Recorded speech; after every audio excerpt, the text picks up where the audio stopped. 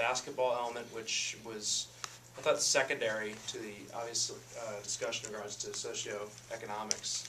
And as she mentioned before, we had Michael Clark as one of the executive producers on the show today. And my thought when I first heard about the premise of the movie, watched the trailer, and went through it was, you know, this could be a New Hampshire town. I thought of Berlin almost instantly. And if you look at the kind of the scope of America as it laid out in the movie, I mean, small towns are a dying breed. And this tied in a basketball team that was having no success with a town, but there's the obvious correlations too. But I thought it was extremely interesting on many different levels, and I'll turn over to Paula for her thoughts. Well, you said basically what I would have said. When I watched the movie, I was expecting to watch a movie about basketball, and instead it was a movie about life. And I thought of Berlin and small towns in New Hampshire as well. And I found it really interesting when President Obama was making his speech, and how that really kind of put the bow on the present, you know, in terms of what I thought the big message was. It had that feel of like the Great Depression, or an FDR type of a speech, but still it had that kind of, there was speaking, and he was talking about it, but there was not the, well, this is how small towns are going to come out of this, or this is how we're going to rebound and see the next wave and sector of jobs. And for me, the most telling imagery of the movie was when they won the game. They came back, they're in the fire truck, and they're going through an empty town. And there's nobody there. There's a couple people like cheering, but it was like, it was very showing they had this accomplishment, and despite the fact that they were able to do something that was incredible as a basketball team, that wasn't going to change their plight. It wasn't going to change what the town was doing. And I think sports does have a big role in playing, playing a role in individuals' lives and enhancing them and so forth. But there are certain things that in life that are bigger than sports. Dave, go ahead. It's your turn. No, there was no quit in them. They never quit, even though they were losing. And the townspeople never quit on them. And as far as being poor, NPR did a story on Tennessee Valley people, and they didn't know they were poor until the media came in and told them they were poor. So, they were enjoying life, so I mean, life is hard for everybody, and life was hard for them, and hopefully they'll come through it. I was so disappointed at the end. I so wanted the one player that wanted to be a preacher. I just felt that was his vocation. And then when the bigger, I can't remember their names, when he didn't go to the technical school. Oh, yeah. And, and I'm sure that their lives are the way they're meant to be, but it made me wonder, like, is it just going to stay that way? And as an educator, I have to be honest, at the beginning I was thinking, what in the world? Like, why wouldn't they consolidate? Yeah. I was thinking, in terms of cost and whatever. But then the bigger piece of the story is the heart of the small town and how important that is to our country. But that thought went through my mind at different points of the film. And it's something to ponder about. Are they going to be able to survive not consolidating?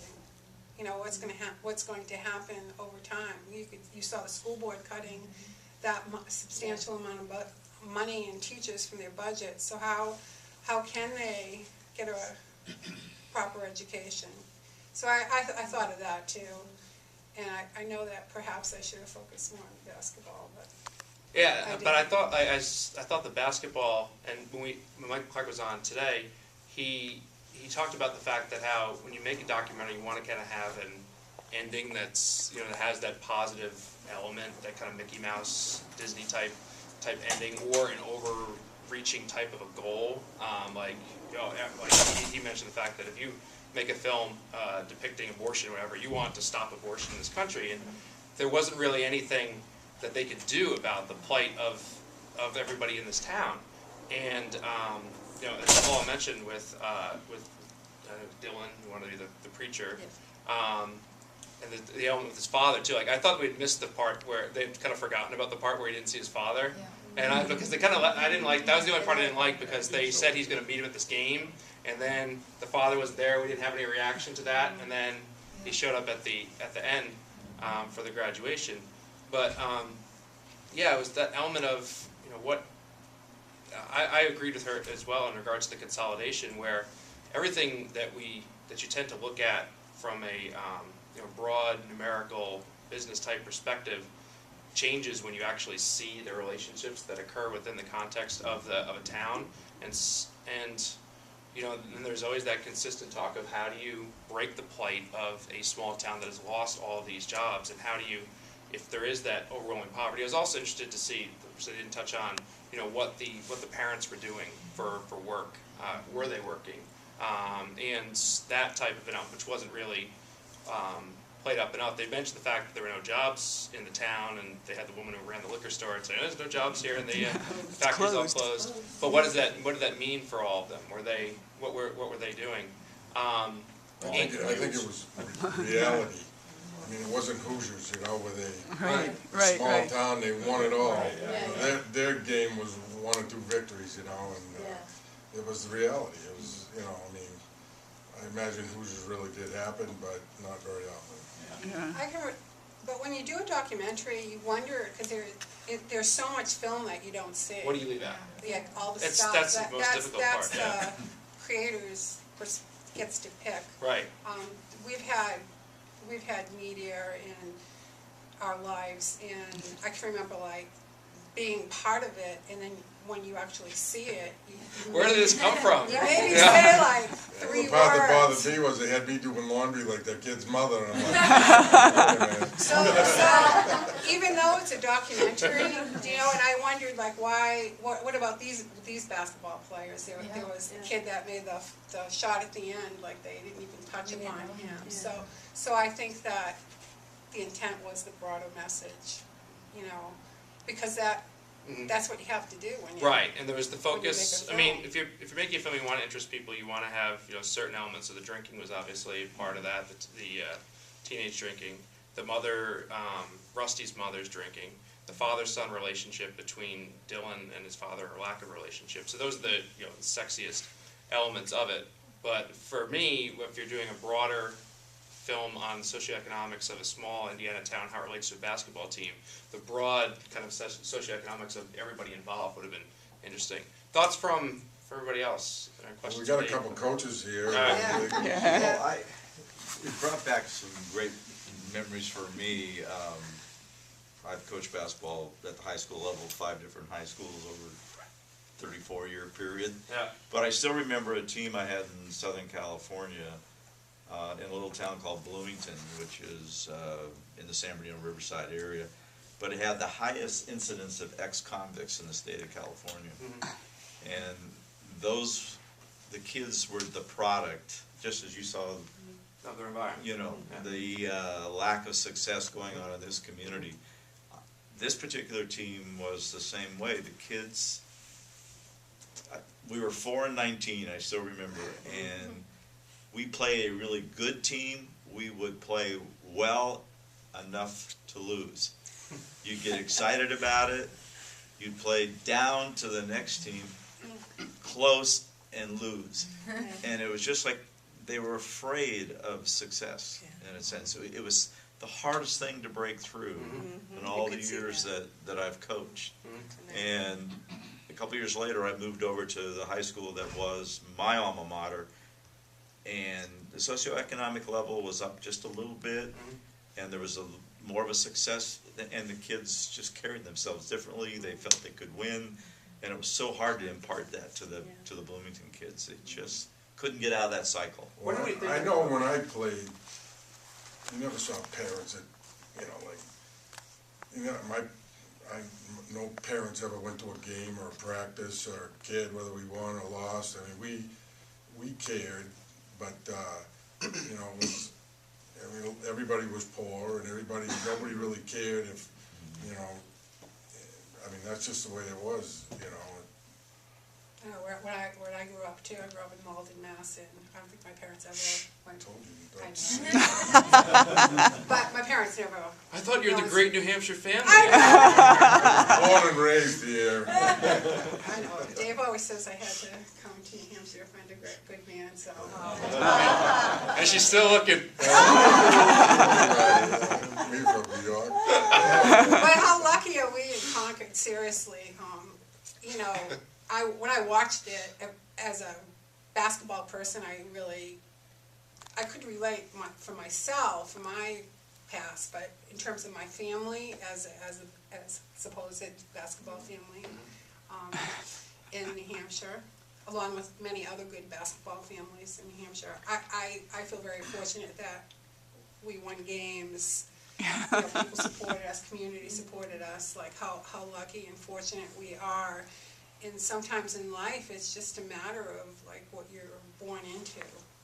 And I believe that you can, I know that I moved past that in my personal life. So I am the Pollyanna that wanted at the end, you know, for a few of those kids to live their dream. But the difference, I don't know what gets this, but one of the things I noticed too, getting back to your point about the, you know, the cycle, is that when, I forget the big kid's name too, but when he wanted to go, no, Rusty was the other one. Robbie. Yeah. When he wanted to go to college, the father was like, well, he's not college material. And there was that, you could tell, I could tell that he was never, I didn't think he was ever going to get the support necessary to go, because I thought that there's kind of that jealousy element, which exists at times too. And like Dave and Paula have known for forever, and like they wanted better for their kids. But I think that when there's that down cycle and that depression, sometimes like they don't want the kids to get out, and like it's because they want to have that, you know, support element and so forth. Coach's wife. No, Mrs. Coach. but also a school counselor. No, but I just wanted to speak to your point, that to me this movie wasn't an ending.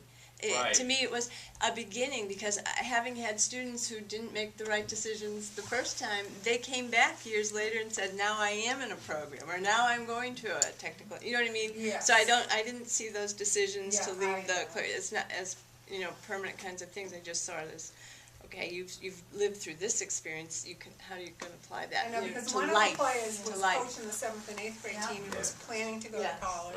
Right. When she taught at the school I went to, they all asked me, so how was prison? They all loved him. Miss Hero loved And then him. the other thing that you also addressed, which I think is something that needs to be talked about in New Hampshire, is what are we doing in the schools to prepare them for leaving, because they're not factories. Berlin's a perfect example. Those jobs are gone. So what are we doing for the kids, for the jobs that are coming into the state? And that's a really tough decision that these small districts are facing. And we're seeing in our area, in the Lakes region, a lot of collaboration where I can't get the class at this high school, but if you can get me to this high school, I can have that class. And they're talking to each other, which is a good thing. But just in a lot of ways, they really have to creative problem solve. What are you going to, you can't be preparing them for that world. That world's gone.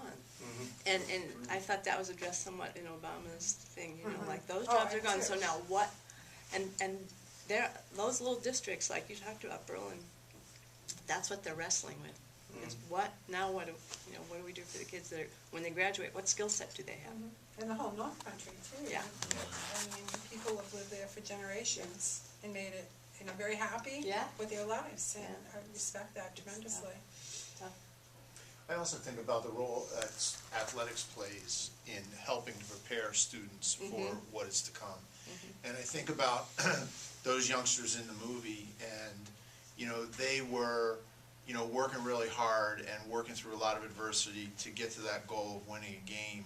And at the end, when they showed what they were doing now, even though they maybe weren't doing what they thought they were going to do or what they wanted to do, I think about, you know, how much that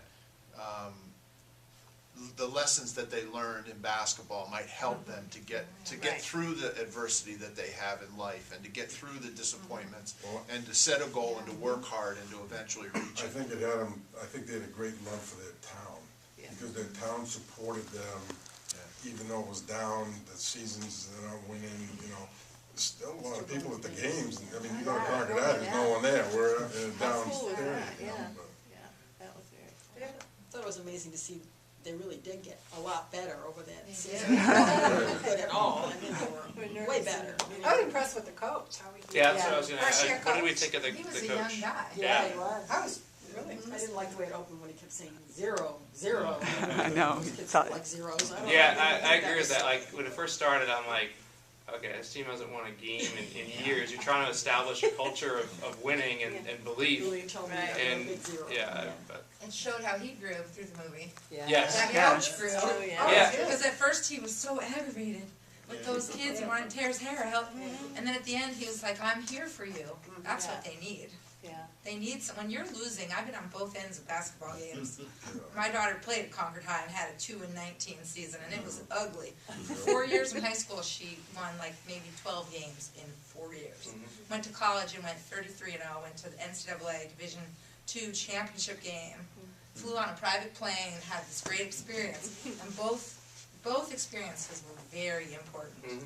But it's how the community teaches you and supports you, and even though they were losing, there were fans at that every single game. There were fans that patted those girls on the back and said, it's okay, keep your head up. And they won their very last game of that year, her senior year. College coaches were there, she had already signed a scholarship, and they took over a game and they beat Keene, who was going to the championships or whatever. They were a good team, and our little team, our little underdog with 1 win, we beat them on their home court in Keene. Oh, wow. It was huge, Yeah. but it was because they didn't give up. Yeah. Right, Yeah. It's exactly. bigger than Yeah. basketball. Well, in life. And you know, that's- you It's never big, wanna give it's up. very a big big. one. It Yeah, you teaches you can't not quit. to give up and keep persistent. Yeah. And she didn't, and she's very successful. Yeah, and she used all those skills to come back from a knee injury, which was Wow. key. Because if she hadn't struggled, maybe she wouldn't have got through that injury quite as well. She knew there was an end, and it would be better. And I think she learned that from losing. You don't learn a lot from winning all the time. That was a great movie. Yeah, Yeah, I that's think when you probably play on a the- team, you can leave all your troubles behind, really. That's the advantage of the small school too, that, you know, probably if those kids had gone to a consolidated school, chances are they wouldn't have been playing. Playing. You know, Exactly. They wouldn't have been on The the team. townspeople You know, wouldn't have one- gone. Yeah, or 1 or 2 of them might have made the team in that consolidated That's school, but right. they, you That's know, right. they all wouldn't, so they, you know, they did have a chance to play. So you kind of wonder these, you know, big schools, and I guess Concord would be part of it, you know, that you've got the varsity players, but what about the other kids in that school? What are they doing to Absolutely. get that feeling that, you know, that those varsity kids are getting? And, I think it goes, and it's not just sports; it's the entire learning experience. It's everything. Yeah. I think that very often, and I think that sports speaks to it more than just the learning experience, because as you mentioned, there's, you know, only 12, 15 kids on a basketball team out of 700 if it's a large consolidated school. But, you know, it's the big college versus small college argument too, where we get lost in the shuffle at a large school and not receive the necessary, you know, attention and care, and also, you know, in a city or in a large entity, you lose your, you know, you're not the big fish in the Right. small pond type of element, which is significant, I think, in the growth of young people, and that's a significant argument in regards to non-consolidation. I thought that there was a graphic at the end that talked about the governor of the state tried to push forward some legislation. The state of Maine actually did that. About 7 years ago, the state of Maine passed legislation that really penalized small schools that wouldn't consolidate. So it was kind of a reverse situation. But there are schools in Maine that have refused to consolidate. They've taken on the financial penalty, hundreds of thousands of dollars associated with that. And there are also some schools that consolidated and then broke back apart because they realized what they lost and they wanted to get it back again. And that was at the end too, and that was said, Yeah. that was said in the film. Yeah. That you don't know, what do they say when the 3 ladies were sitting on the bench? You don't know what you have till Till it's you lost gone, it. something like that. Yeah. I think that's what the movie was about, really, consolidation, and like Hoosiers after they won, they said, this probably will never happen again because schools are starting to consolidate, and they were gonna make divisions so that but there's nobody Medora can play that's not consolidated. Yeah, I think that and what is the future of small towns in America? Because I think, as Dave mentioned, I grew up in New York, in Brewster, which is 45 minutes north of New York City, but you go north of there, into the upstate New York, and it looks exactly like Indiana, or you go to upstate in here in New Hampshire. And when the jobs leave, that's what you're left with, is these vacant main streets that used to be so vibrant. Bruce Springsteen has a song we talked about on the show today, "Death to My Hometown," which focuses on how the old way of destroying a town in World War II era, Europe or whatever, is bombs and bloodshed, and that economics have the exact same effect, but it's a slow death where marauders come in and pillage the town, take a large business out, a factory out to consolidate costs, and then you see this slow carnage and decay in the town. I always look for, ever since I was little in New York, you look for what the people are wearing and how dated the things are that they're wearing, and you don't even have to go into the houses or whatever, and you can see a town that is 10, 15, 20 years behind the current time, and that was what we saw in Medora. And yeah, it's big stuff, and you just don't know what the answers are, what the future brings for those types of towns as we move more and more towards box stores, perhaps not as much, but still, depending on where the time period, box stores or internet, or what the future is for a Main Street country store type community. You don't hear those communities getting a lot of help from people either, like Bill Gates, or, it's not anything to help them, it's, my aunt and uncle lived in Parmerton, Pennsylvania, which was the main, was the New Jersey Zinc Company, and my uncle developed that. He was a genius doctor, chemist, developed the plastic. As soon as the plastic was all developed, the patent and everything, they laid him off, shut the company down, moved out of town. He's selling life insurance. He can't even talk. He's like so smart, he can't even, he's like, would you like to buy this policy? And finally he got a job, but that town was just reeling from everybody leaving, and you never hear anybody coming in to help him out, or, and all the steel, the Pittsburgh, Pennsylvanias, and, all those towns. And that's the true double-edged sword of it. We get sad when we see the young men not leave and not go and, pursue their, trade or, ministry or what have you. But if they leave, what happens to the town? Who are they leaving behind? And if they don't come back, it goes back to your whole point, It's Well, really New Hampshire is trying to keep talented people like you and your, people in the state. They're trying to do that. That's what I was going to say. You end up having New Hampshire. If you create opportunity, you have good schools, a safe environment. You create opportunity for people to find something else, and maybe they'll come, maybe they'll leave. And New Hampshire's statistics show, a incredibly aging state, in which most young people leave and seek opportunity elsewhere. So yeah, it is a double-edged sword, no question.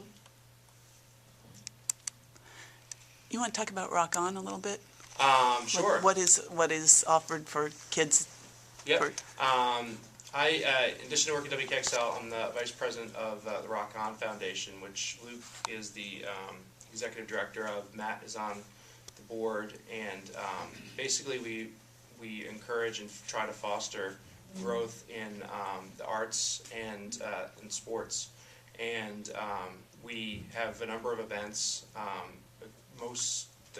actually they're all across the country. We've had one at the All-Star Game in New Orleans, which was really successful. Win Butler from Arcade Fire hosted that with Matt, and that was an incredible event. And we do a Sneakers and Speakers concert in the summer. It's going to be at Red Hook Brewery, I think, again this year. We haven't completely finalized that yet, but I think that's where it's going to be. And we raise significant amounts of money, and we donate it back into the community. We recently gave it was a couple $1,000 to Concord Community Music School, 3S Art Space in Portsmouth, and are currently forming scholarships that we're going to give as well. We're not sure if it's going to be scholarships or grants to individuals who are working towards their goals. And it's really, the foundation is in its infancy. We have really broad goals for events we want to do in New Hampshire, in addition to the support that we want to give to individuals who are interested in arts and sports. We understand that, as you know, as is the case with life and economics, a lot of times things that get cut first are sports and athletics. So we want to continue to foster growth in young people and even some not so young people to create. And we have a website, which I can't quite remember the name of right now. I think it's rockonfoundation.org. Yeah, it's a really cool idea that that's gaining steam, and it's something I think will be a significant part of the New Hampshire arts and sports landscape for years to come. The best evidence of what we've done so far is we rebuilt the courts at White Park, put in lights, and hope that people will start playing basketball again at night in Concord. And that was the first project that we did. So that's what Rock On's about. That's right. Is there a police connection, or is that? Do we have a league? Like I was noticing just that there was something on one of the sites about. Manchester. I think we gave a couple $1,000s to the Manchester Police Athletic League. Okay. Because they were looking into redoing a court, right? Yeah. And like near Beach Street or something. Yeah. And in order to pull something like that, make that work, you would need to do it with the youth police officers. Yes. So a lot of what we do is based on a case-by-case basis as well, where if people have a significant project that they're interested in, we'll allocate funds to help them with that project. And that's kind of how the grant process worked. It's a registered nonprofit in New Hampshire, and with as I mentioned, focus on fostering growth in arts and sports. And the grants for people who have an idea, maybe graduated from college, could be in the arts, or if they want to start a league for disadvantaged kids, or go somewhere and make a difference somewhere, that they can apply for that. Yeah. So it's nice that it's not necessarily for going to college. It's like it could be someone that doesn't even go to college that wants to, create music. And the Bonner camps are still in existence. Yeah, that's a separate Thing. entity. Right. But yeah, I love the idea of supporting people that way. I hope the word gets out so people apply. And one of the other aspects too is that we try to bring. I'm not on the board, by the way. Just saying. You're on one of the offshoot boards, though. I'm doing the grant scholarship. Yeah, she's on the grant scholarship committee. Grand Edwards. Yeah, Grand Edwards. Yeah. So, and we also try to bring, and we're going to look into doing larger scale type festivals in the future. But we like to bring, some of the top indie rock acts to New Hampshire as well, so that people have. There's not always the best entertainment here, although it's gotten much better over the last number of years.